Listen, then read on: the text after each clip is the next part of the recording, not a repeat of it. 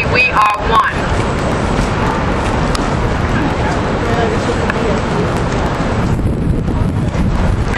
From Reverend Ricardo Brown of Fifth Baptist Church, Richmond, Virginia.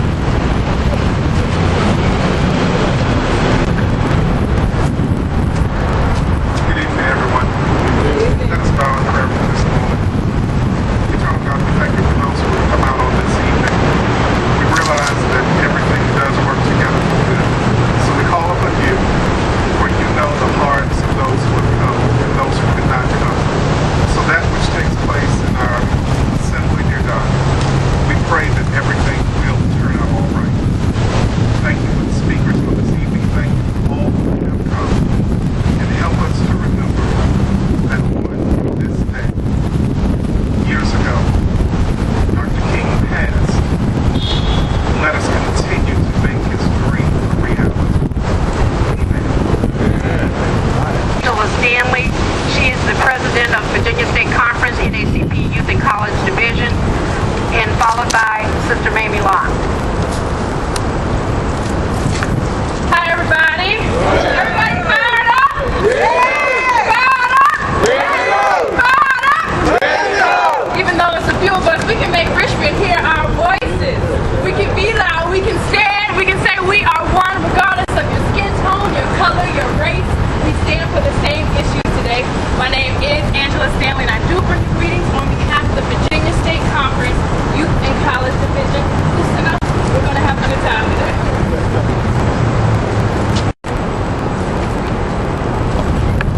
I think I talk loud.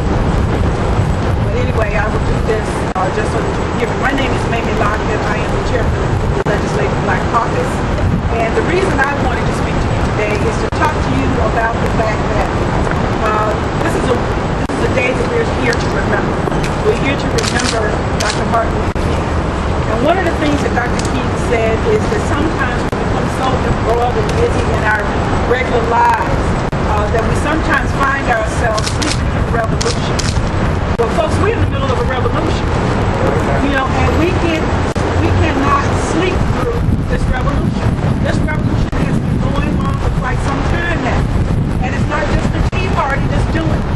You know, and furthermore, if they're doing it, we're letting them do it. You know, and we can ill them forward to allow them to do whatever it is that they think they're doing, trying to take their country back. And every time I hear that, I want to know who are they taking it back from. Yeah, that's right. You know, and once they take it back, what are they going to do with it? You know, once they do all of that. Now, one of the things that the Virginia Legislative Black Caucus has called for is the creation of a second minority district. Now, I just read this article today that keeps saying that it is unlikely.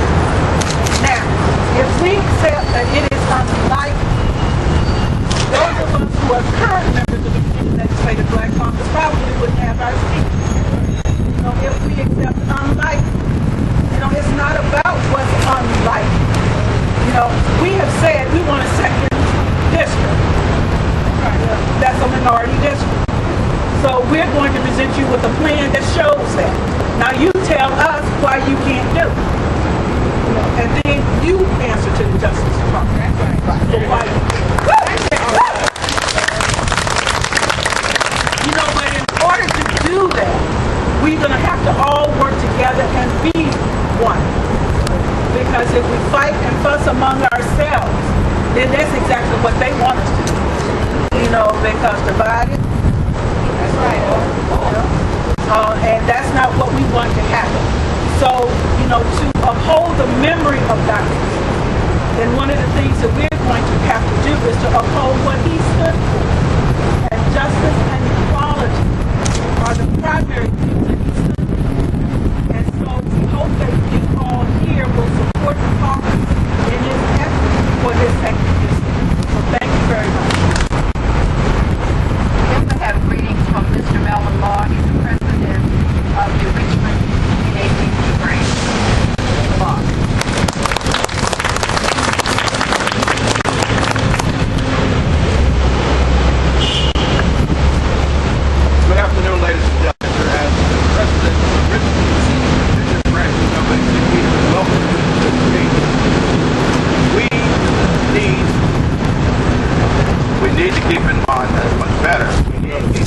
underline what has been said earlier.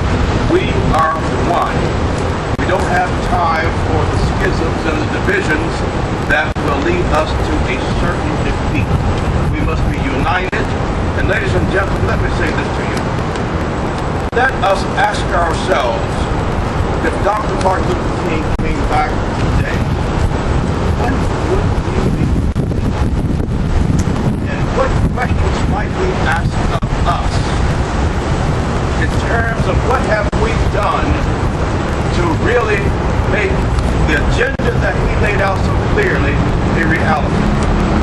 I would venture to say that Dr. King would be somewhat disappointed that we have not conquered the issues of poverty in our communities.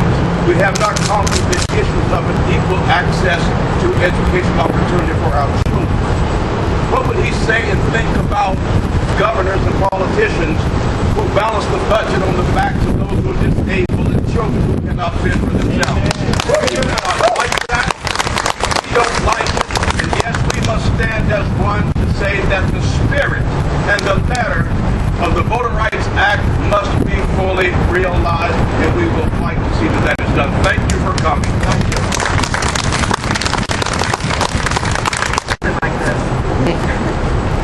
I would like to, the next person that will come before us is Mr. Richard Hatch. He's president of CWA State Council and president of this area labor council. Richard.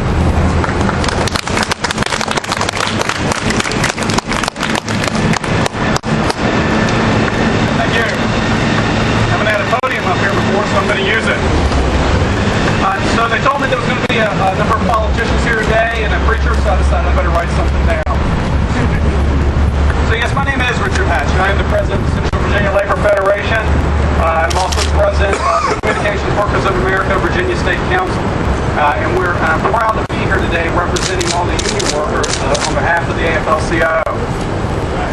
You know, today, thank you, yeah, let's clap for union members. Now today around Virginia and across America, every union and every local in the AFL-CIO is taking action. They're taking action because of the extreme attacks on workers. They're taking action because of the push by some to deny a person's basic right to come together and speak out.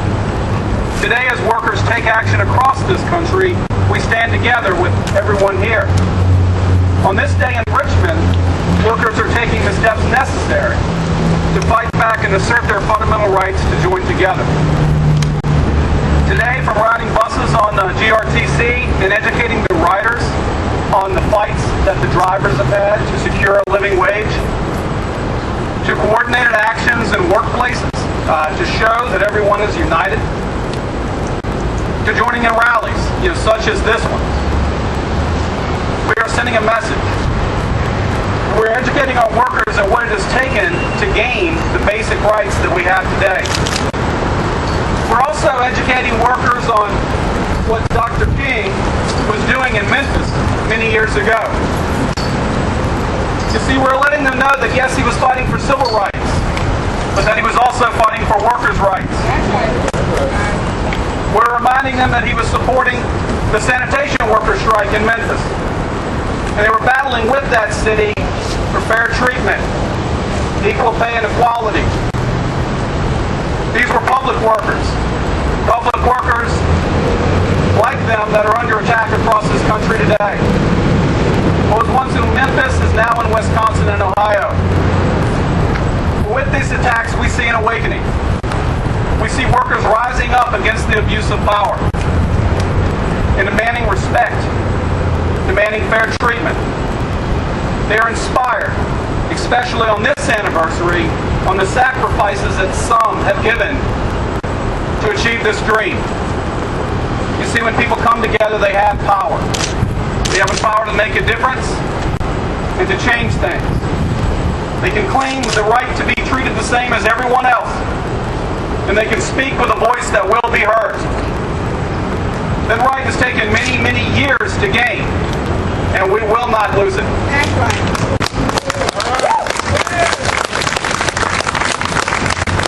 You see, in America, there's one side that wants to measure our success on the height of the tallest building and the wealth of our richest few.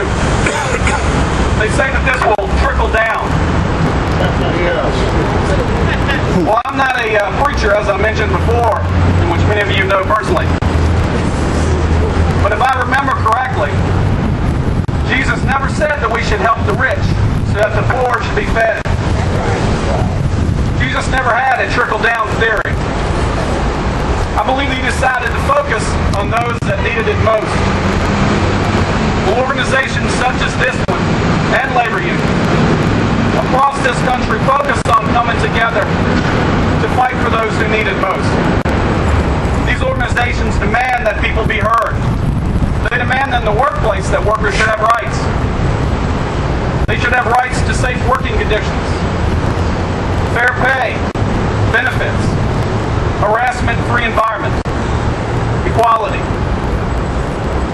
They don't want to wait on the privilege, on the charity, I should say, of the privileged few, but they want to demand equality now.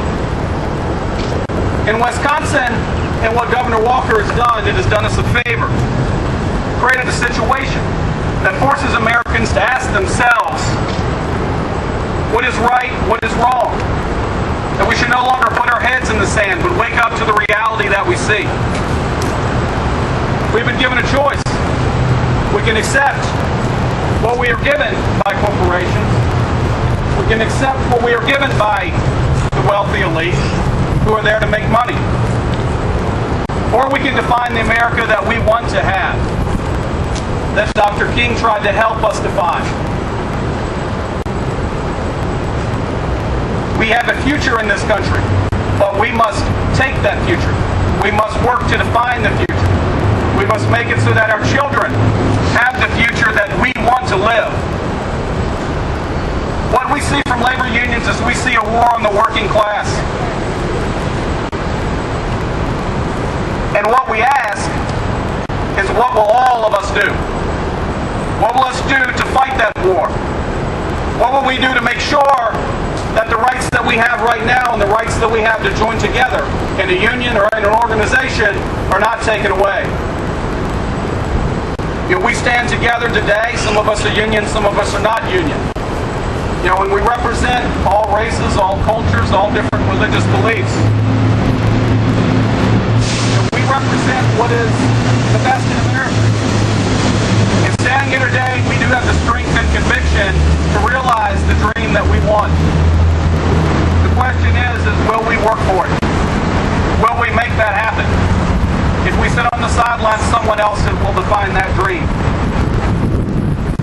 So I ask all of you today to fight, to stay strong, and to make sure that the future that we have is the one that we want and not what someone gives us.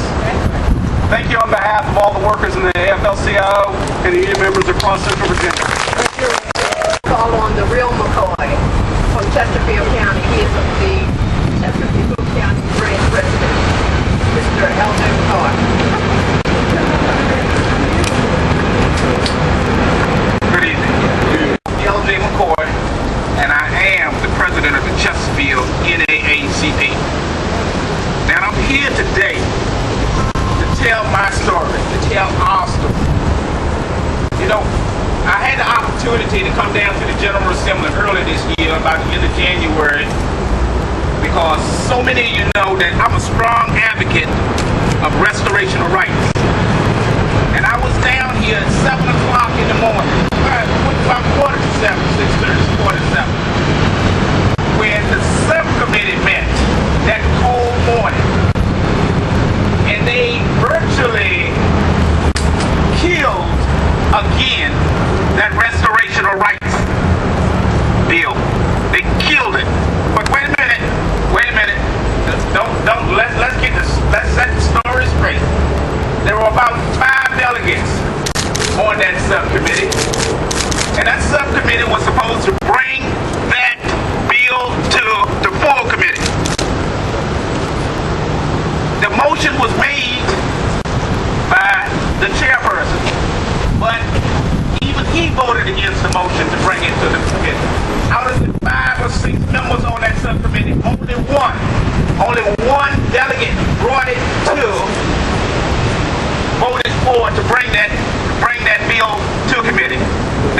maggot Lionel Sproul. So what does this have to do with redistricting?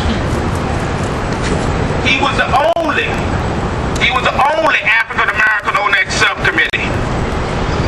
If you do not continue to get someone that thinks like you do, like we do, we will continue to be in that second citizenship, because that's what felons are. And for those who don't look at it as much as I do, you're a felon just about for life. Even if the governor pardons you, because the judge can still look in the folder when the lawyers don't know and when the police officers don't know. We've got to bring someone with us when we come down into the General Assembly. We've got to continue to let them know that we care. Because if we don't care, these young children will continue to fall and be subject to second-class citizenship.